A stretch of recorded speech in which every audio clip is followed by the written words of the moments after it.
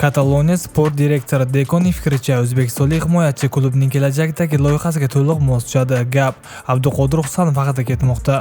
Yozgi transferda Abduqodir Barselonaga o'tadimi? Bugungi videomiz shu haqda. Kanalimizga obuna bo'lib, like bilan qo'llab-quvvatlashni unutmang. Ispaniyalik jurnalist Juan Arrierning ma'lumotiga ko'ra, Barselona o'zbek himoyachisini ijaraga olmoqchi. Shartnomada keyinchalik to'liq sotib olish imkoniyati ham bo'ladi. Katalon klubi uni o'z safiga qo'shib olishni istamoqda. Ushbu xabar barcha ijtimoiy tarmoqlarga tarqalib ulgurdi. Bunga Abduqodirning menejeri izoh berdi. Bu qanchalik haqiqatga yaqin?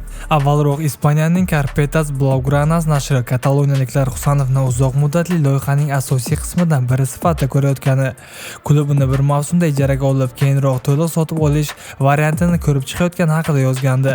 Biroq futbolchining agenti G'ayrat Xasbulin bu boradagi mish-mishlarga oydinlik kiritdi.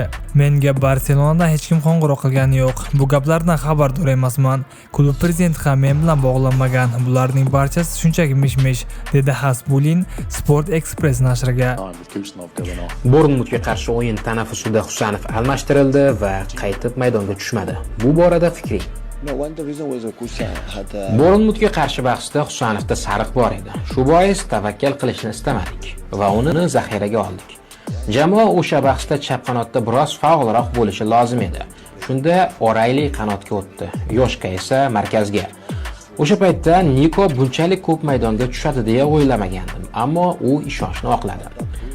Bori shu, qisqa qilib aytadigan bo'lsam, Nunez, O'Rayli va Gvardiola tandemi birgalikda barqaror o'yin ko'rsatmoqda.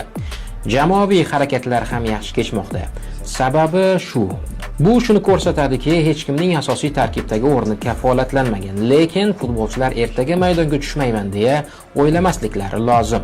Do'stlar, to'liq ma'lumotlar va tezkor xabarlar Telegram sahifamda. O'ting, obuna bo'ling.